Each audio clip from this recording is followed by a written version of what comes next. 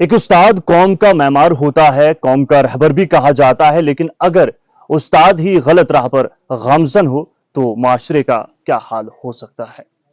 नाज़रीन ग्रामी, chief education officer डोडा की तजवीज़ पर डायरेक्टर स्कूल एजुकेशन जम्मू की जानिब से आज एक सस्पेंशन ऑर्डर मंजर आम पर आता है और यह मुअत्तली का हुक्मनामा एक सीनियर लेक्चरर के लिए है। इस लेक्चरर को पेंडिंग इंक्वायरी तक, जब तक इंक्वायरी खत्म नहीं हो रही है, इंक्वायरी क्या है आगे बताएंगे, तब तक चीफ एजुकेशन ऑफिसर डोडा के दफ्तर में अटैच किया गया है। नाम डॉक्टर वारिस बताया गया है और साथ ही साथ भद्रवा में एक हायर सेकेंडरी में तैनात उस्ताद जो है अब रिटायरमेंट के करीब है।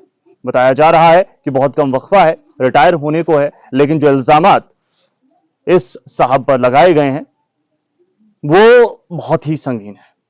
किसी बच्ची की जानिब से बताया जा रहा है शिकायत की गई है और आगे आप समझ ही पा रहे होंगे।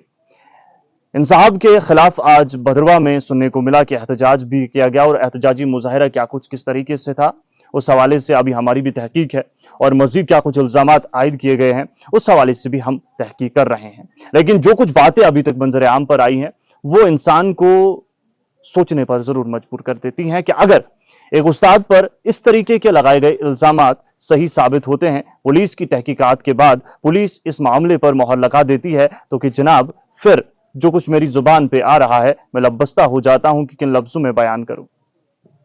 जैसा मैंने शुरुआत में कहा कि एक उस्ताद कौम का रहबर होता है, एक उस्ताद को वालिद के बराबर का दर्जा दिया गया है, वालिदा के बराबर का दर्जा दिया गया है और इस दर्जे तक पहुंचने के लिए एक उस्ताद का रोल माशरे के लिए, एक बच्चे के लिए क्या कुछ होगा आप समझ ही पा रहे होंगे।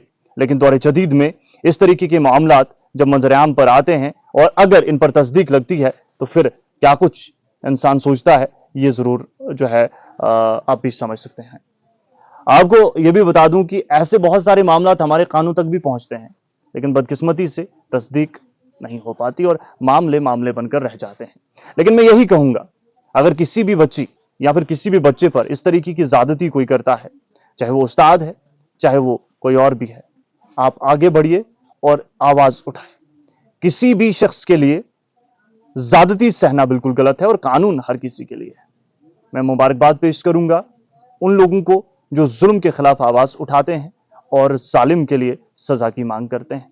फिलहाल ये तमाम मामला जो है अंडर इन्वेस्टिगेशन है, जैसा कि मैंने कहा इंक्वायरी चल रही है।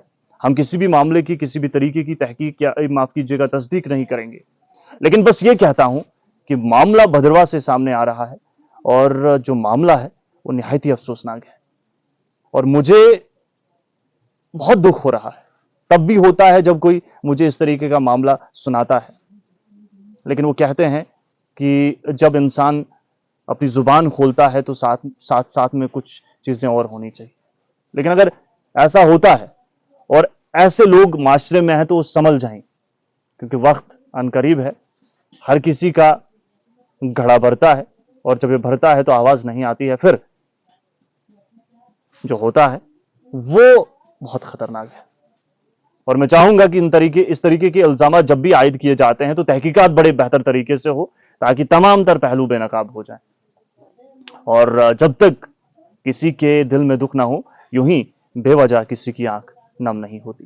फिलहाल इंतजार हम भी करेंगे, पुलिस क्या कुछ अपनी रिपोर्ट पेश करती है वो देखना बहुत ज्यादा जरूरी है। उसके बाद ही कुछ बता सकते हैं और उसके बाद ही बताएंगे। बहुत शुक्रिया।